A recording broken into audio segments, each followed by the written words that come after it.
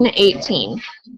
All right, lesson 18 is on modeling with exponential, logarithmic, and logistic equations. So the first one, so we have compound interest. If it says compounded continuously, remember from Algebra 2, whenever it says continuously, we use the PERT equation. So A of t equals PE to RT.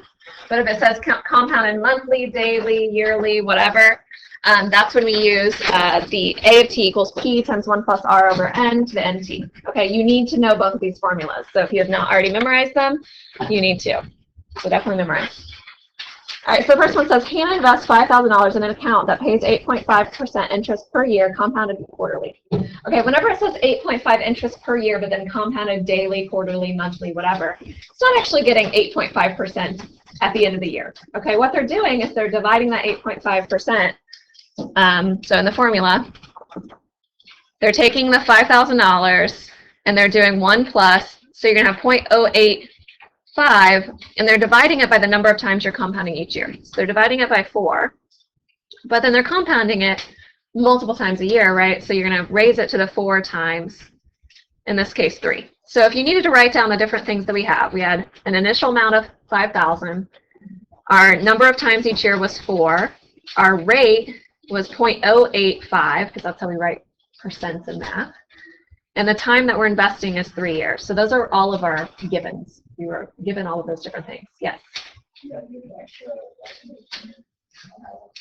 I do not. I just gave it to our guest. So you can write it down, I guess, on paper. All right, so we're going to do 1 plus 0.085 divided by 4. So I usually do this part in my calculator first, and then I raise it to the 12. And then I take that answer and I multiply by 5,000. Now you could actually put all of this in the calculator all at once. I just want to make sure that you guys would put parentheses around the 4 times 3. That is the biggest mistake people will make. The next mistake that people will make is they'll write 8.5% as 0.85, which is 85%, which would be amazing if banks really did that. I'm always like, man, I wish that you guys were my bankers, because sometimes you invest $5,000 and you end up with like 18 trillion after 3 years. And I'm like, oh, if only this were true. Only my bank would do this. So decimals are important, right? All right, so anyway, so we get $6,435.09. So make sure you're getting the same answers as me. Make sure you're storing everything as you're doing it. You're using the answer from before and so on. So another type of question I might ask is I might say, how long does it take to double? How long does it take to quadruple? Or how long does it take to triple? Whatever. So in this case, double. So we're saying we start with 5,000.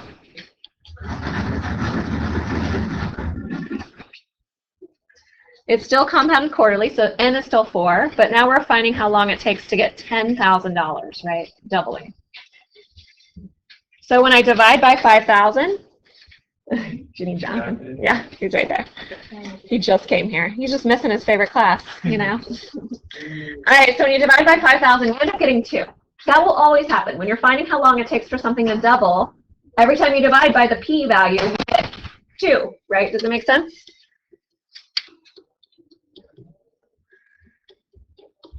So if it said, how long does it take to triple, when you divide by that initial amount, you end up getting 3. So I like to trick people, especially on a pre-calc exam, not Algebra 2. And I like to not give you how much the person invests sometimes. So sometimes on the test, I don't tell you what the initial amount is. I just say, how long does it take for this amount to triple? So in that case, you would put P here. And if it said triple or double or whatever, so in this case, if it said double, you would put 2P over here. But when you divide by P, see how it still ends up being 2? So don't get confused if I don't give you that initial amount. So mean. All right. So if you do the 0.085 divided by 4 and you add it to 1, it actually does come out nice. It's 1.02125. If it was one that was kind of repeating, just go ahead and write the first few decimals and keep it in your calculator, right? It's important to not round these answers. So how do I solve something like this? You can change it into log form, or you can take the natural log of both sides, or whatever you need. So we're going to take natural log of both sides, which allows us to drop the variable to the front. So we do natural log of 2 equals natural log of 1.02125 to the 4t. So now that 4t is going to go to the front. So we're going to have natural log of 2 equals 4t times natural log of 1.02125. So I've kept that 1.02125 in my calculator, so I'm going to go ahead and do natural log of the answer. All right, so I get 0.021 something, something, something. And then I do natural log of 2 divided by the answer. So I'm dividing it over, so I have 32.964 equals 4t. And I take that answer and I divide by 4. So notice I'm keeping everything in my calculator as I'm going. So your answer in the end should be 8.241. All right, so I'm going to be a lot more picky this year than I was last year with having all 3 decimals correct at the very end. Okay, so do not do intermediate rounding. That's what we call that. That can be disastrous if you take an AP exam in math. You don't want to round in the middle. All right, next up. So this one, so it says a culture starts with 8,600 bacteria and it grows at an exponential rate. After 1 hour, the population is 10,000. Okay, so find a function that models the number of bacteria. So we weren't given the rate, so we need to find it. So do you think that this is compounded daily, quarterly? It's continuously, right? It's bacteria, it's growing. It doesn't just say, oh, I'm going to grow for a minute and then stop and count how many bacteria we have. And then another minute, like it's constantly growing, right? Kind of gross, but it is. So you might want to write yourself a note that this is continuously. So we're going to do A of t equals PE to the RT. We're starting with 8,600. And after 1 day, we end up getting 10,000. So this allows us to solve for R. So we're going to divide. So we have 10,000 divided by 8,600. Yeah, did I say day? 1 hour then. Yeah, it's in hours. Well, T is in hours, it says. So yeah. Okay. All right, divide by 100. Okay, so 100 over 86. All right, so 1.16279 equals e to the r. And again, I'm keeping that number in my calculator. Okay, I don't round. I just write it as a rounded number, but I keep it in my calculator. So I'm going to do the natural log of both sides. So when I do the natural log of e, right, it goes away. We end up just getting r. So when I do that, I get 0.1508, somewhere around there. 22, blah, blah, blah, blah. Do you guys have that? 0.1508228897. Okay. That's your rate of growth. That is a very, very important number. So we should store it. So do you guys remember how to store? Yep. So along the left side of your calculator, you should probably pull up that little calculator. There's a button that says STO. It has a little arrow.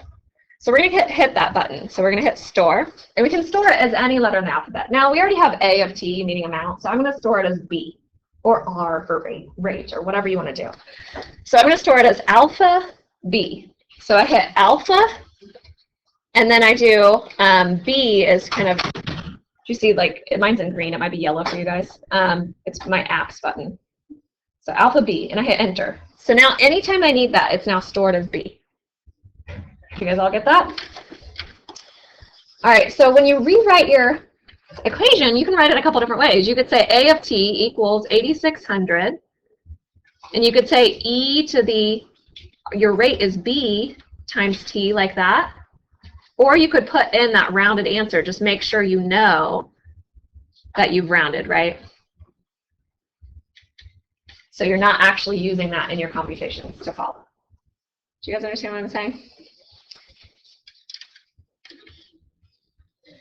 All right, so B says find the number of bacteria after 2 hours. So after 2 hours, that's A of 2, amount after 2 hours. Yeah, pay attention. So we're going to have 8,600 e to the whatever B was times 2.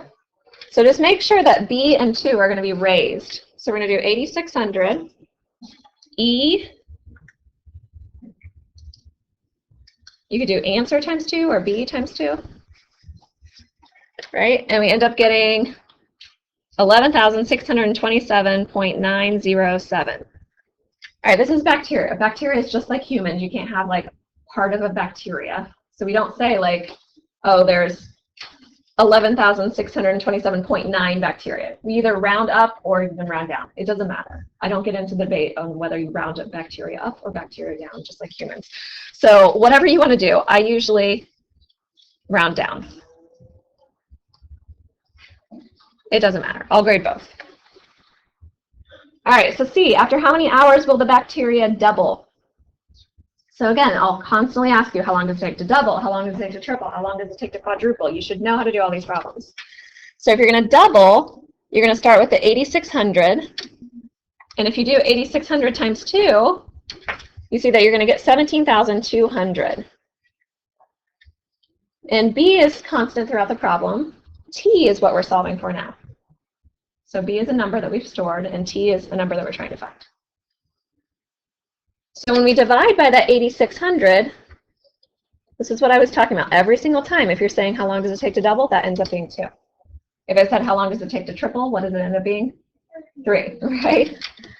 So we get e to the b times t. So natural log of both sides. So we end up getting b times t equals natural log of 2. So natural log of 2 divided by that stored value of b. So natural log of 2 divided by alpha b. So make sure you're getting the same thing. A big thing people might do on the calculator here is it puts a parenthesis whenever you hit natural log. They might do divided by b and get the wrong answer. Make sure you're closing that natural log part. Okay, so natural log of 2 and then divide by b. So what do we get? 4.596. Yes, good job. Oops, I misspelled hours. That was bad, yeah. All right, let's try one more. Okay, so radioactive decay. Last year, these always just creeped you guys out. Every time I mentioned the word half-life, you guys panicked. Have we grown? Can we do these now?